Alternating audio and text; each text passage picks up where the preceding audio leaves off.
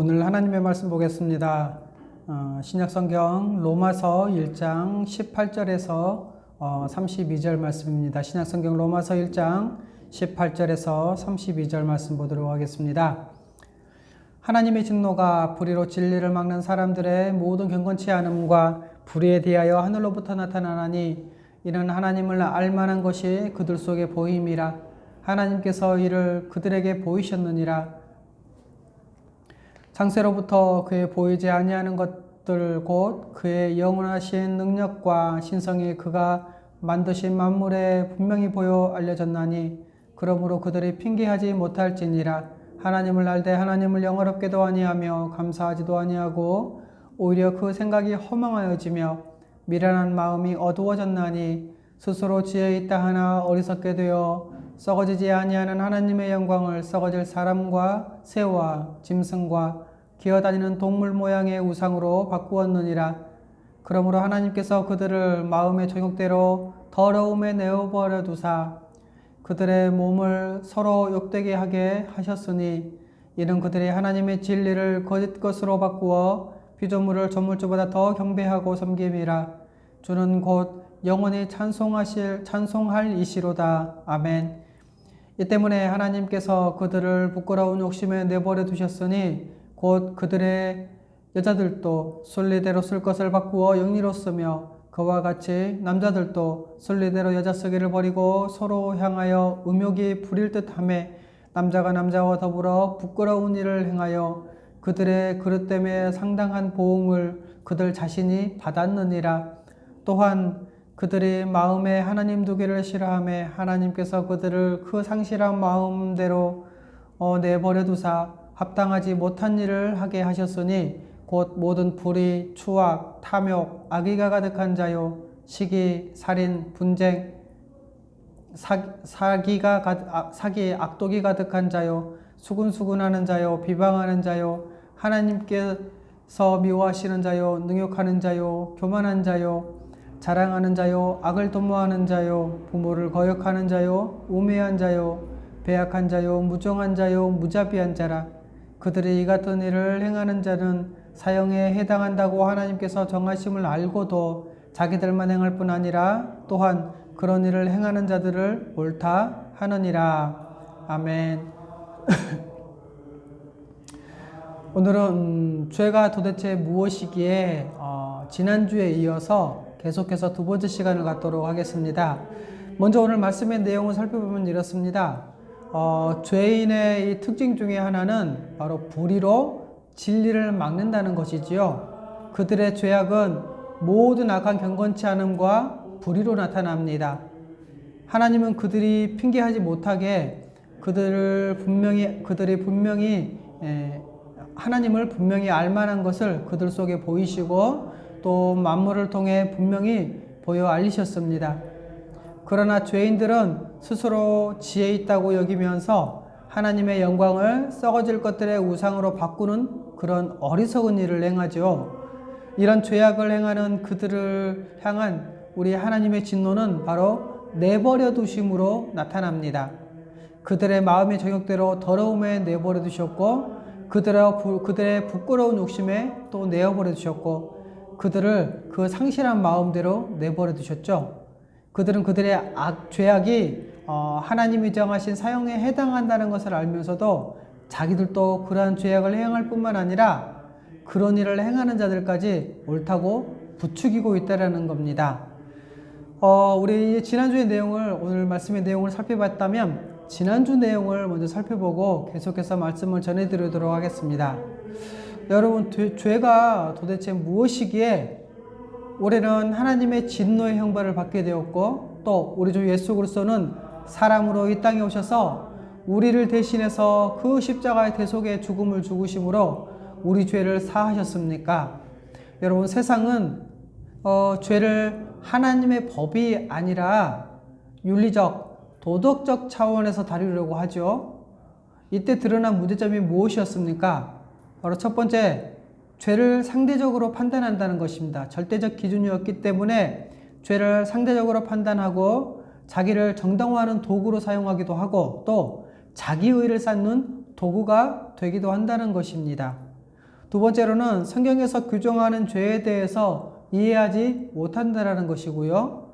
세 번째로는 죄의 본질을 약화시킬 뿐만 아니라 하나님을 하나님으로 인정하지 않는 심각한 죄에 이르게 한다는 것이지요. 그래서 우리는 지난주에 창세기 3장에 아담의 범죄를 통해서 이 죄의 본질을 우리는 살펴보았습니다. 여러분, 아담의 범죄는 단지 과일 몇 개 따먹는 그러한 문제가 아니라고 했죠. 바로 하나님을 예배하지 않고 자기가 하나님이 되려고 한 것이었습니다. 그래서 이 아담의 범죄에는 세 가지 특징이 있다고 했습니다.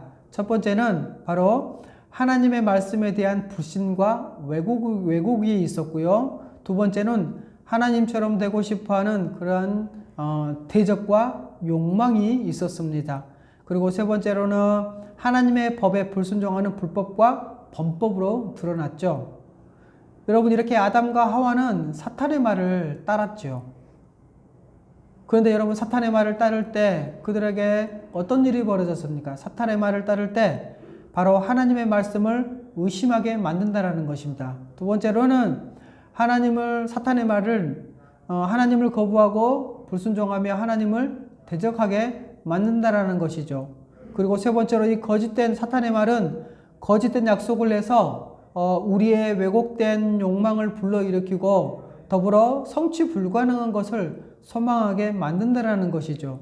그렇기 때문에 여러분, 믿음은 결국 누구의 말을 믿느냐로 귀결된다고 말씀을 드렸습니다. 여러분, 모든 사람이 죄인이라는 이 성경의 선언과 그 죄의 심각성에 대해서 오늘은 계속해서 살펴보도록 하겠습니다. 여러분, 죄의 본질은 하나님의 법, 바로 하나님의 명령을 어기는 것이잖아요. 그래서 그것은 곧 하나님을 대적하는 것으로 연결되어집니다. 그런데 여러분, 모세 시대에는 이 하나님의 법인 율법을 주어졌었죠.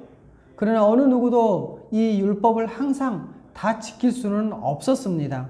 그래서 성경은 이 세상에 의인은 하나도 없다고 선언하고 있죠. 자, 그렇다면 모든 사람이 다 하나님의 법을 어긴 것이나 마찬가지라는 것입니다. 물론 이 세상 가운데 착한 사람들, 또 훌륭한 일을 하는 사람들은 많을 수 있습니다. 그러나 성경의 선언대로 의인은 단 한 명도 없다라는 것이지요. 자, 그렇다면 성경에서 말하는 죄는 어떤 것이고 또 어떤 사람이 죄인일까요?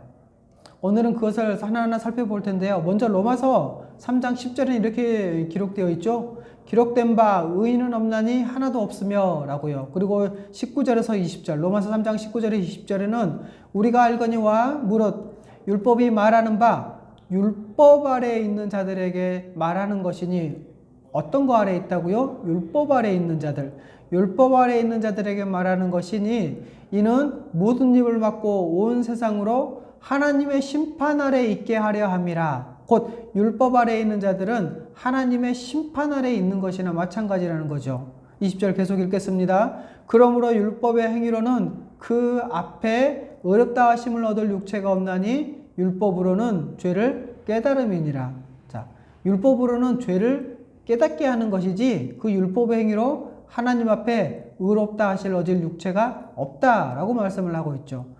또 말씀 한 구절 살펴보겠습니다. 갈라디아서 3장 10절 말씀이죠. 무릇 율법의 행위에 속한 자들은 저주 아래 있나니 기록된 바 누구든지 율법책에 기록된 대로 모든 일을 항상 행하지 아니하는 자는 모든 일을 언제나요? 항상 모든 일을 율법에 기록된 모든 율법을 항상 행하지 아니하는 자는 저주 아래에 있는 자라 하였음이라 라고 갈라디아서 3장 10절에는 말씀하고 있습니다.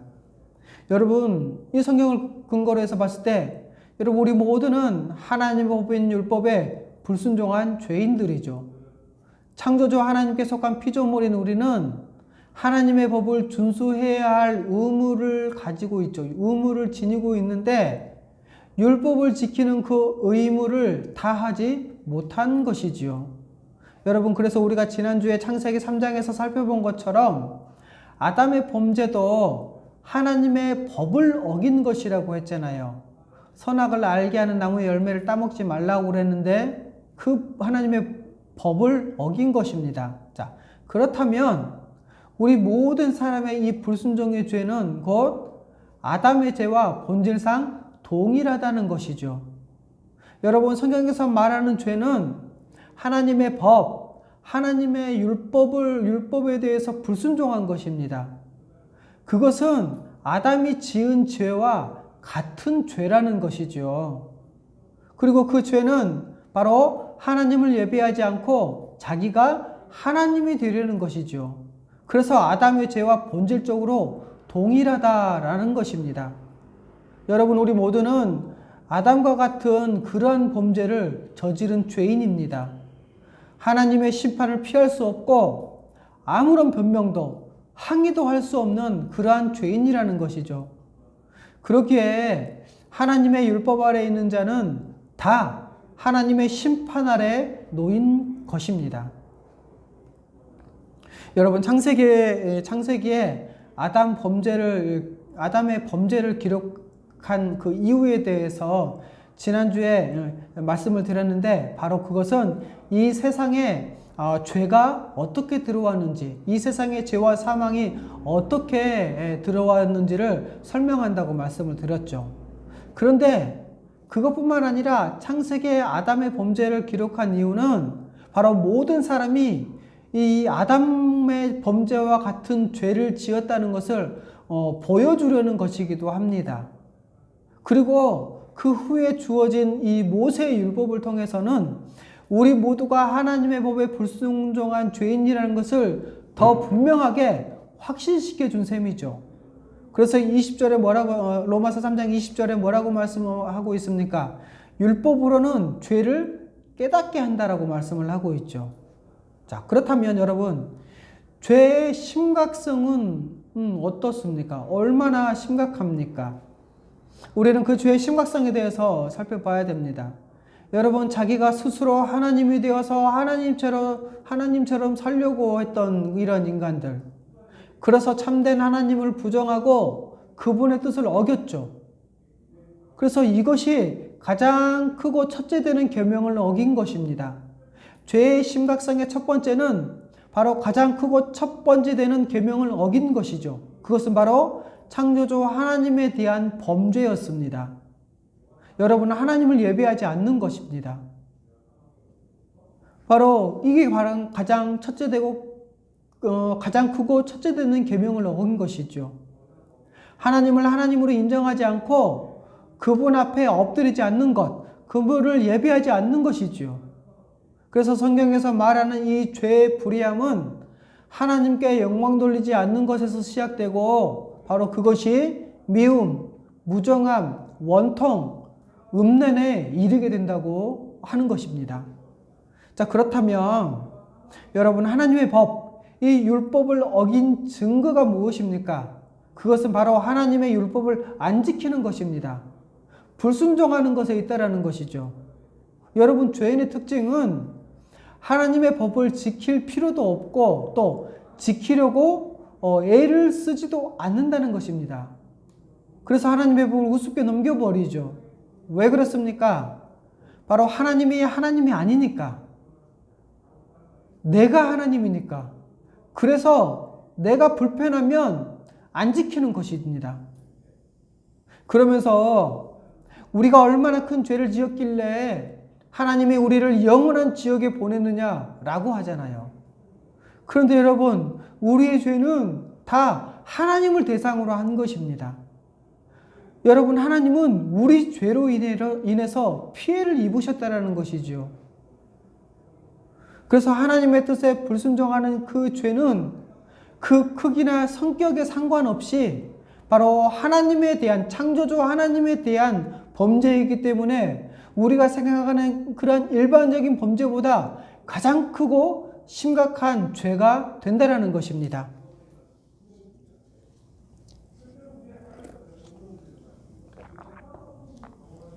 여러분, 우리가 범한 이 죄의 크기는 죄 자체뿐만 아니라 바로 물론 죄 자체도 어마어마하게 크죠. 그런데 그 죄 자체뿐만 아니라 범죄의 대상의 크기에 의해서도 죄가 결정되기도 합니다. 만일 여러분 하나님이 작게 보이는 사람은 당연히 죄도 작게 여길 겁니다. 그래서 하나님의 진노에 대해서, 하나님의 심판에 대해서 뭘 그 정도 가지고 그러냐고 말할 것입니다.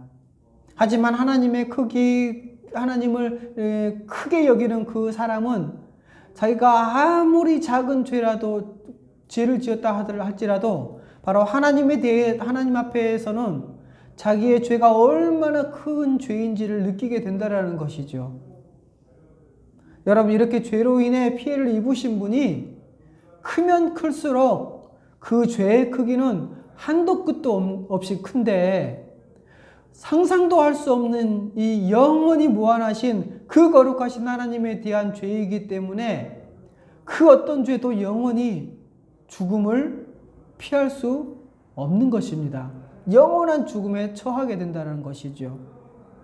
그래서 하나님께 대한 죄는 어떤 죄도 다 죽음입니다. 그렇기 때문에 성경은 죄의 형벌을 죽음이라고 한 것이죠. 그 죄의 대가는 영원한 죽음이요 영원한 형벌인 것입니다.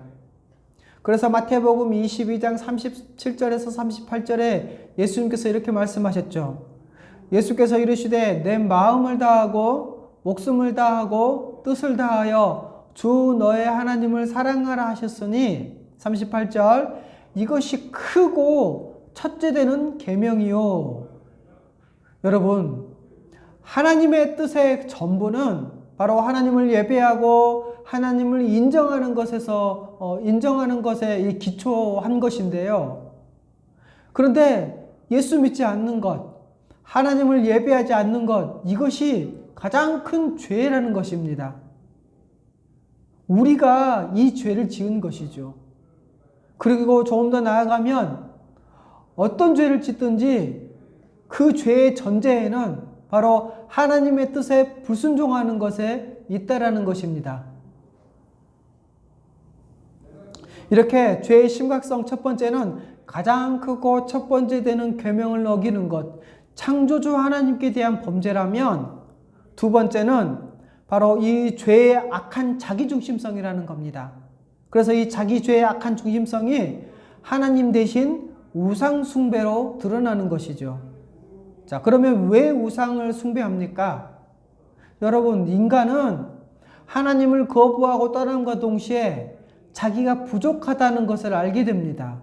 왜냐하면 인간은 하나님의 창조물, 다른 말로 표현하면 인간은 피조물이기 때문에 그렇습니다. 그렇기 때문에 하나님을 떠난 인간은 하나님 대신 다른 어떤 초월적인 존재가 자기의 이 부족한 점을 채워줘서 자기가 하나님처럼 되려는 적극적 의지를 가지고 그 의지의 발현으로 우상을 만들어낸 것입니다. 곧 자기를 위해 우상을 만든다라는 것이죠. 여러분, 우상 숭배의 본질에는 이게 있습니다. 뭐냐 하면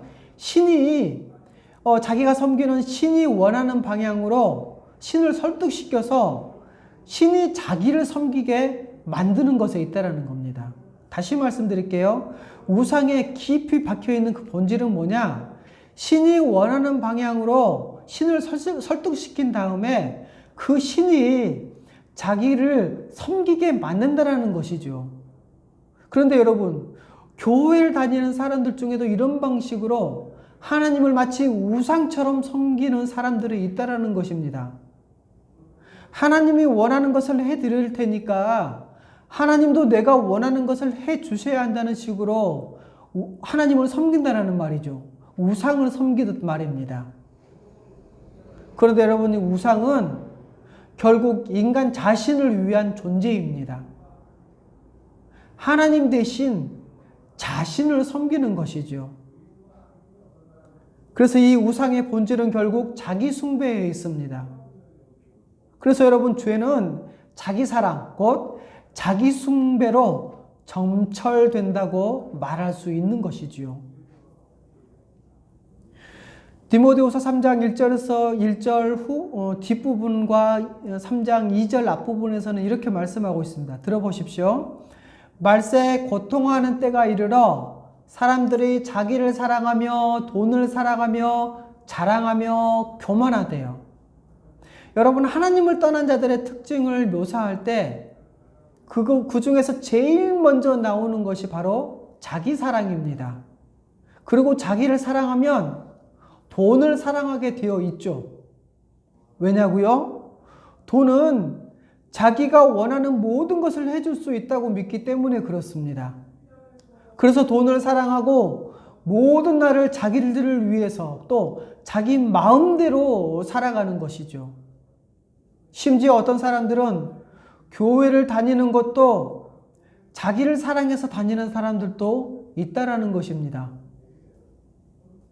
그리고 이 죄악의 중심성 중에 또 하나는 바로 자신의 전 존재로 하나님을 미워하고 대적하며 거부하고 불순종하는 데 있다라는 것입니다.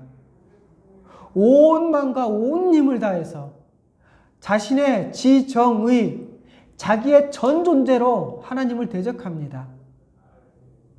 이 세상에서 그 사람이 교양이 있어 보이고 또 세련되고 열심히 공부하고 근데 공부도 잘하고 또 사람들이 보기에 정말 멋있어 보인 그런 만큼 멋지게 보일 만큼 살아가는 사람도 있습니다.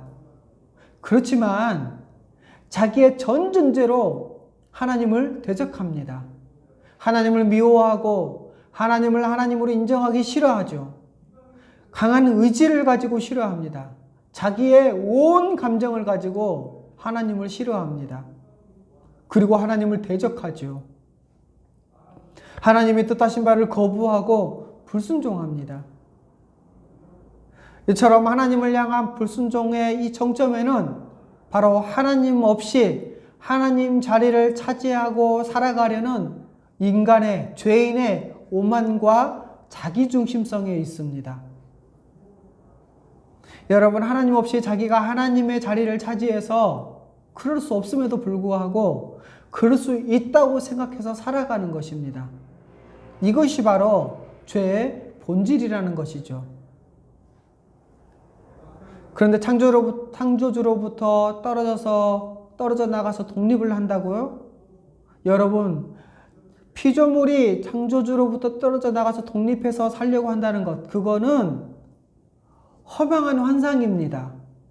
자율적으로 자유롭게 살아가고 자기 스스로 모든 것을 채울 수 있다라는 바로 자율적, 자기 충족적 존재라는 허망한 환상이라는 것이죠. 그래서 사도행전 18장 28절에는 사도행전 17장 28절에 이렇게 말씀하고 있습니다. 우리가 그를 힘입어 창조주 하나님을 힘입어 살며 기동하며 있느니라 라고요. 여러분, 피조물의 가장 큰 특징 중 하나가 무엇인 줄 아십니까? 바로 피조성입니다. 그럼 이 피조성이 무엇입니까? 바로 창조주 안에 거할 때만이 이 피조물은 온전하고 복될 수 있는 그런 존재라는 것입니다. 이게 바로 피조성입니다. 여러분, 이제 하나님을 떠난 존재는 어떻게 살아갑니까? 하나님을 대적하고 날마다 자기 마음대로 살아가는 것이죠. 여러분, 이제 우리는 이 죄의 심각성을 감추는 이 시대의 문화와 그리고 교회를 생각해 보아야 합니다. 여러분, 이 시대의 문화는 죄를 어떻게 바라보고 있습니까? 죄는 하나님을 예배하지 않는 그 결과인 것에도 불구하고 죄를 타락한 마음에서 나온 것으로 보지 않는 데 있다라는 것입니다. 여러분, 죄는 하나님을 예배하지 않는 것, 타락한 인간의 마음에서 나온 것인데 이 시대의 문화는 그렇게 바라보지 않는다라는 것이죠. 그래서 죄를 어떻게 바꿔버렸습니까? 죄를 범죄로 바꿔버렸습니다. 무슨 말이죠? 이 죄를 형법의 차원으로 전락시켜 버렸다는 것입니다. 그래서 교회에서 국가로 그 책임을 넘겨버렸죠. 그래서 누군가가 어떤 사람에 대해서 누군가가 죄인이라고 규정하면 그 사람은 이렇게 말합니다. 내가 감옥에 가지 않았는데 무슨 죄인이라고 나를 가냐. 자기가 감옥에 가지 않았기 때문에 죄인이 아니라고 주장을 한다는 것이죠. 그리고 더 나아가서 감옥에 가지 않는 죄에 대해서는 죄라는 의식이 굉장히 얕아져 갑니다. 그래서 감옥에 가지 않는 죄는 지어도 괜찮다고 생각하고 매일같이 하나님을 대적하며 살아가는 것이죠. 왜냐하면 하나님의 법이 기준이 아니라 바로 국가가 정해놓은 그 기준으로 죄를 판단하기 때문에 그렇습니다. 그리고 이런 문화에 영향을 받은 교회는 죄가 얼마나 심각한지 그 죄의 심각성을 잘 생각하지 않는다는 것이죠. 또 이 죄를 범죄로 바라볼 뿐만 아니라 죄를 질병으로 바라보기도 합니다. 그래서 마치 형벌도 치료로 대체하려고 하는 것이죠. 그래서 죄의 원인이 과거에 받은 상처 때문에 이렇게 표출된 것이다 라고 말을 하거나 그래서 그럴 수밖에 없었다라는 식으로 접근한다는 것이죠. 죄의 원인을 자기가 아니라 과거에 받은 상처 때문에 이렇게 표출된 것이고 그래서 그 사람은 결국 그럴 수밖에 없었다라는 식으로 말한다는 것이죠. 과거에 받은 상처를 그래서 과거에 받은 상처를 치료해 줘야 하고 또 이 죄의 책임을 죄를 지은 그 사람에게서 다른 것으로 전가시켜 버리는 그런 결과를 낳습니다. 이렇게 죄를 범죄로 보거나 또 죄를 질병으로 보게 되는 이런 현상이 나타나고 또 이렇게 죄를 질병으로 바라볼 때 이 죄는 사회 혹은 그 사회 내의 어떤 그룹에 이 죄에 대한 책임을 전가시킨다라는 것입니다. 이것을 바로 집단의 무책임성이라고 말하는데요. 죄를 마치 사회적인 문제나 정신적인 그러한 질병으로 인식하고 내가 이렇게 죄를 짓게 된 것은 내 탓이 아니다. 과거의 경험 탓이고 또 부모 탓이거나 환경 탓이고 이 사회의 구조 탓이다 라고 말을 하면서 죄에 대한 책임을 회피하고 사회 전체나 다른 존재에게 그 죄의 책임을 전가한다라는 것입니다. 그 결과 죄를 병으로 인식하고 치료의 대상으로 보고 사람이 그 죄를 해결할 수 있다고 생각합니다. 그런데 이런 풍토가 이 시대의 문화에 깊이 배어 있죠. 뿐만 아니라 이러한 풍토가 깊이 배어 있는 이 시대의 문화가 바로 교회 안에도 들어와 있다는 것입니다. 여러분, 우리는 전 존재가 하나님 앞에 죄인인 것입니다. 하나님을 섬기지 않고 예배하지 않고 자기 자신을 섬기며 마음대로 살아가는 그런 존재라는 것이죠. 그리고 그 죄의 결과는 죽음입니다. 여러분, 우리 신자들의 삶은 어떻습니까? 신자들도 삶의 내용을 자세히 살펴보면 지옥 가기에 충분한 죄를 짓기도 하고요. 또 하나님의 뜻을 어기며 사는 그러한 존재입니다. 그러면 우리가 구원받았다고 할 수 있는 그 근거가 무엇에 있습니까? 무엇의 근거로 우리가 구원받았다고 말할 수 있을까요? 내가 옛날에 믿었으니까? 나는 교회에서 회장도 했고 또 봉사도 지금도 열심히 하고 있으니까? 나는 목사고 나는 장로고 나는 권사니까? 아닙니다. 이런 것들은 우리가 구원받았다고 할 수 있는 근거가 아니라는 것이죠. 여러분, 우리가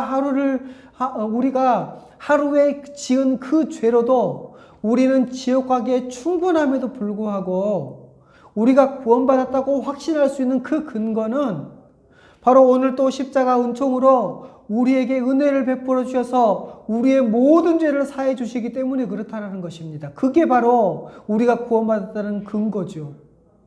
그 십자가의 은총, 오늘 또 우리에게 베풀어 주신 그 은혜로 구원을 확신하며 우리가 오늘을 살아가는 것입니다.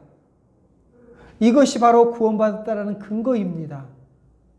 여러분, 이것 외에 다른 어떤 것도 우리의 구원의 근거가 될 수는 없습니다.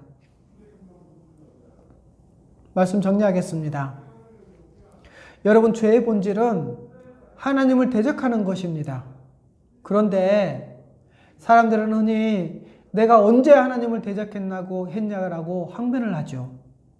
하지만 하나님에 대한 대적은 바로 하나님의 법을 어긴 것으로 행해진다는 것입니다. 여러분, 하나님께 예배하며 순종하는 자는 하나님의 법을 지키죠. 반대로 하나님을 대적하는 자는 하나님의 법에 불순종합니다. 하나님의 법에 불순종함으로 하나님을 향한 대적하는 마음을 드러낸다는 것이지요. 우리가 창세기 3장에서 살펴봤던 이 아담의 범죄는 이 시대가 바라보는 그러한 도덕적 죄를 이 시대가 바라보는 도덕적 윤리적 차원으로 접근할 때 그 행위 자체로 보면 크게 문제가 되지 않습니다.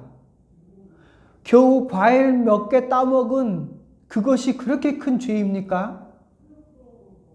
그러므로 사람의 죄는 도덕적 윤리적 차원으로 접근해서는 완전하게 설명할 수 없다는 것입니다. 오직 하나님의 관점, 하나님의 법의 관점에서만 설명을 해야 합니다. 여러분, 아담은 하나님의 법이자 명령에 불순종한 것입니다. 그리고 그 불순종 이면에는 하나님의 말씀을 불신하고 하나님처럼 되고자 하는 자기 주장과 오만이 있었다라는 것이지요. 이렇게 여러분, 하나님께 순종하며 살아가야 하는 피조물로서의 그 마땅한 겸손과 예배가 없었다라는 것입니다. 여러분, 창조주 하나님으로부터 독립해서 자기 힘으로 자기의 어떤 자원으로 살아가려고 했던 것이 바로 아담의 범죄였습니다. 여러분, 인간은 창조주 하나님을 떠나서 자율적인 존재, 자기 충족적인 존재로 살아갈 수 있는 것처럼 생각을 하죠. 하지만 여러분, 이 모든 것은 사탄의 속임수요 헛된 환상에 불과합니다. 마치 돼지가 먹는 그 쥐염 열매가 먹을 수 없는 그 쥐염 열매조차 먹을 수 없었던 탕자와 같은 존재로 전락할 수밖에 없다라는 것이지요. 그런데 이것을 모면하기 위해서 이것을 어떻게 모면해 보고자 우상을 만들어 숭배합니다. 하지만 여러분, 이것은 하나님을 떠난 인간의 어리석음을 단면으로 보여주는 것일 뿐입니다. 여러분, 하나님의 영광을 썩어질 존재 형상으로 바꾸다니요. 하나님을 대적하는 죄는 여러분 참으로 무겁고 큰 것입니다. 왜냐하면 죄를 짓는 대상이 바로 창조주 하나님이기 때문에 그렇습니다. 우리가 지은 죄도 크지만 우리가 죄를 지은 그 대상이 바로 창조주 하나님이기 때문에 그렇다라는 것입니다. 그래서 우리 죄는 참으로 무겁고 큰 것입니다. 여러분, 하나님을 향한 대적은 아주 작은 범죄나 아주 일순간에 행해진 것이라 할지라도 죽음을 면치 못할 중대한 범죄인 것입니다. 그런데 여러분, 이 세상에서 어느 누가 그 죄의 심각성을 다 알 수 있겠습니까? 이런 인간의 죄인됨과 그 죄의 본질을 무시하려는 것이 바로 이 세상의 시도입니다. 하나님에 대한 죄를 형법적 차원으로 전락시키거나 또 죄가 아닌 질병으로 진단하거나 혹은 죄에 대한 책임을 개인이나 인간이 아니라 환경이나 사회의 책임으로 돌리는 그러한 왜곡을 자행하고 있다라는 것이죠. 이것이 바로 이 세상의 시도입니다.